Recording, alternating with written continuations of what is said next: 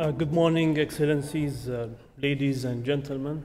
I'm extremely thankful to the World Free Zone Organization for the kind invitation to participate in this timely and important conference, and to participate also in this panel addressing an important topic, which is global versus regional better networking. And before talking about the UAE economy, I just want to mention some information on the global level. There has been 612 regional trade agreements notified to the WTO, which means every one member in the WTO is taking part at least in one or two of those regional trade agreements. Regional trade agreements are good for the strengthening trade relation between countries. It's good for reciprocal trade. And also, it's good to reducing and eliminating trade barriers. And this is the aim also of the multilateral negotiation. So, if we have this trend increasing in the future, I think the multilateral trade system will be also in a negative position. So we need to balance between the regionalism and multilateralism. When we have this number of arrangements in one place, as we saw in the previous presentation, so number of free trade agreements are linked together, twisted and tangled together in one place. We have the unilateral, we have the bilateral, we have the custom union, we have the economic integration, we have the common market, the economic bloc integration together in one system. This creates sort of complications, what so-called the spaghetti bowl. But would the regionalism substitute the multilateralism? The answer is no. They might support the multilateralism trade system in case there is freezing of in the negotiation, which we are facing now. So the option number 2 is to go into regional arrangement. As for the UAE, we in the UAE attach strong emphasis on the multilateral trading system negotiation as option number 1. And we also notice that there is a freeze in the negotiations, so we move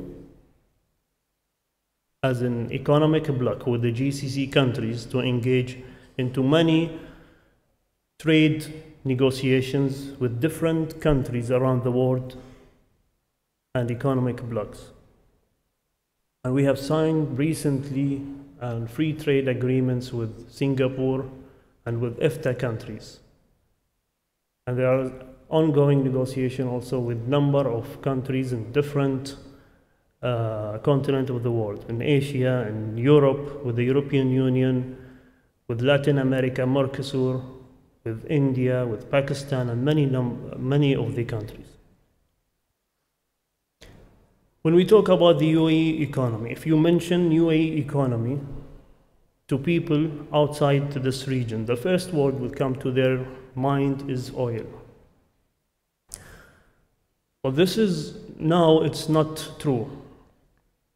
Maybe in the past, the economy back in year 2000 was dependent on oil and progressively climbed up in its growth to register in year 2013 around $1.5 trillion dirham.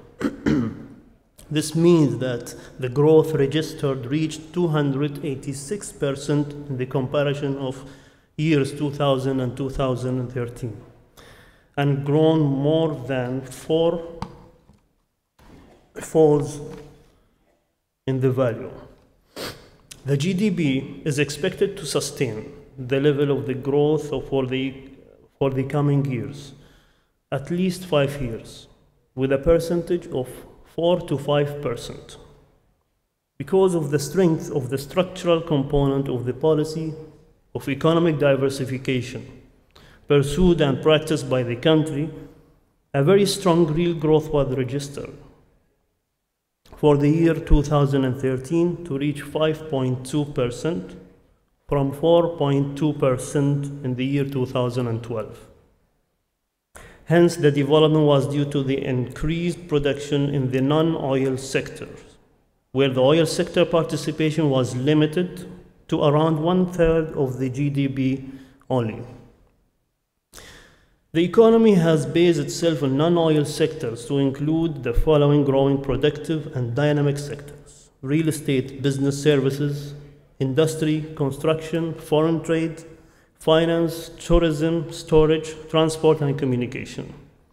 These sectors used to contribute meagerly in the past, but thanks to the wisdom of the leaders of the UAE nation, who had the vision to drive and implement a diversification policy, and we reap the result today. When there is a turbulence of oil price, our economy stands strong and absorbs the external shocks. Also, our development did not and does not stop at the UAE borders. It has been transformed to impact at least the closer region, GCC, and the wider Arab region. It was a development with a soul and a human face, which really recognized the UAE to be in the top of the ladder of the development assistance at the international level. So why the UAE is a destination for the future and free zone are part of the future? To answer this question, I need to highlight some numbers. The UAE economy became the second largest Arab economy. The UAE occupies the first rank in MENA region foreign trade in the year 2013. The UAE ranked third in the West Asia region in terms of inward FDI stock, with a value of 106 billion till the year 2013. And to top the list of the West Asia region, total outward FDI stock to reach 63 billion US dollar till the year 2013. Also, the UAE was able to rank second in the West Asia region in attracting FDIs with an amount of 13 billion US dollar. On the global ranking level, the UAE ranked number 1 globally in government efficiency index year 2014, 12th in global competitiveness report, 16th in global enabling trade report, and 22nd in doing business index in year 2014. Among several factors, here are some factors fostered the UAE economy: well advanced and high technology developed infrastructure, the geographical location, gateway to regional and international markets, including ports and airports, economic and political stability, and many others. And the UAE also managed to develop the model of the free zone, and now we are exporting our experience to the countries, to our partners and countries in different places around the world. I just want to highlight also the contribution of the free zones in the UAE economy. The total free zones trade to the total UAE trade for the year 2013 reached 33%, with a value of 521 billion dirham, and this number expected to exceed 600 billion dirham. The export and re-export from the free zones represent around 45% in the year 2013. Should not this be an incentive by itself to establish more of free trade zones? Isn't this an investment attracting hub? Well, big yes, justified fully. And the success story of the free zones in the various emirates speaks for itself. Can't we claim that we all seek the utmost of freeing trade? We really all targeting that in a balanced manner, and proof that there are 161 members in WTO to regulate freer trade.